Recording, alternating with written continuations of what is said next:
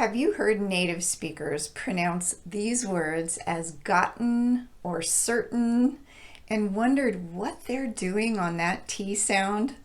If so, then keep watching because I'm going to explain.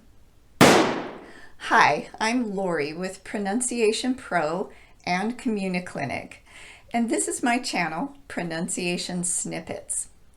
A snippet is a small amount of something. So my videos address one small thing that you can practice to help you sound more like a native American English speaker. One of my viewers recently asked me to make a video about the glottal stop, and specifically about when it's used. If your goal is to sound like a native speaker, then learning how and when to use the glottal stop is an important step in your pronunciation journey.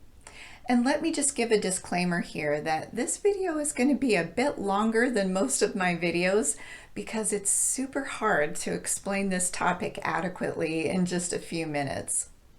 So let's first talk about what the glottal stop is. It's an abrupt shutting off of the voice by closing the vocal folds right here. For example, when we make a mistake or we drop something by accident, we might say, oh. Did you hear how my voice shut off between those two syllables? If my voice never shut off, I would be saying, ow. But with that abrupt stopping of the voice, it sounds like, oh. So that abrupt stopping of the voice is the glottal stop. Now that we know what the glottal stop is, we have to know when to use it. There are three main situations in which a glottal stop is typically used by American English speakers. One is at the beginning of words that start with vowel sounds, as in egg or over.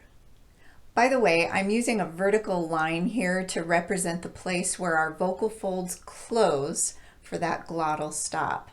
Another time we use a glottal stop is when we're linking a voiceless stop consonant sound like p, t, or k to another consonant, as in stop that right now, or I like these. But the third situation where American English speakers use a glottal stop is what I want to focus on in this video, because it's a very special case. You may have learned that when a T falls between vowel sounds and it's in the unstressed syllable of a word, you should tap the T, as in water or better. That's true, but when we have a T vowel-N combination, we use a glottal stop instead. Let me show you what I mean. Here are two common words that follow this pattern. And let me just clarify that R vowels or vocalic R sounds count as vowel sounds in this case. So let's take the first word, gotten. We have a vowel followed by a T sound and then another vowel sound. So it would seem that the T should be tapped here. However, the next sound is going to be n. So instead of pronouncing this word as godden, it would be gotten with a glottal stop. Let's look at the next word, certain.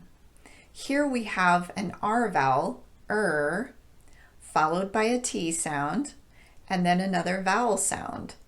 So it looks like we should use a tapped T here, but there's an n sound after that last vowel. So we're going to use a glottal stop instead, certain. All right, here's where I need to give a word of caution. When we use the glottal stop in place of that T that's falling between vowel sounds, we eliminate that vowel sound after the T. Let me say that again because it's important. The vowel sound after the T is not pronounced if we're using a glottal stop there. Instead, the n becomes a syllable by itself without a vowel sound. So this word is not got-n, but rather gotten. And this word is not certain, but certain. My best tip to avoid using an N sound at the end there is to put your tongue in position for N right at the point where you shut your voice off and don't move it. So it looks like this. Gotten, certain. Let's look at a few more common words that use this glottal stop in place of the T. Written, not written, but written. Cotton, not cotton, but cotton. Button, not button, but button. Important, not important, but important. Mountain, not mountain, but mountain. In this last word, the T sound is not surrounded by vowels, so it wouldn't be tapped anyway. But we have a T vowel N combination there at the end, so we would use the glottal stop there. If you're struggling with using the glottal stop in this middle word position, please know that it's completely okay to use a normal T sound in place of the glottal stop, as in gotten, certain, written, cotton, button, important, and mountain. Native speakers normally don't do that because it sounds a little bit too formal, but it's completely acceptable. What's not acceptable is to tap the T in those words where you have the N sound following that T that's surrounded by vowels.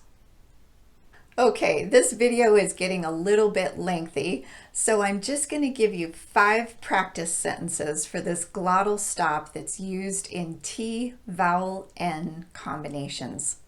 Make sure to hit the pause button after I say each one and try to imitate me as closely as possible. Ready? Here we go. That book was written by my favorite author. It's important that you listen carefully. Are you certain she will be there?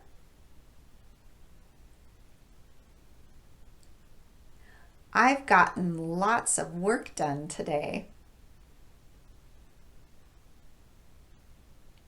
He is a famous mountain climber.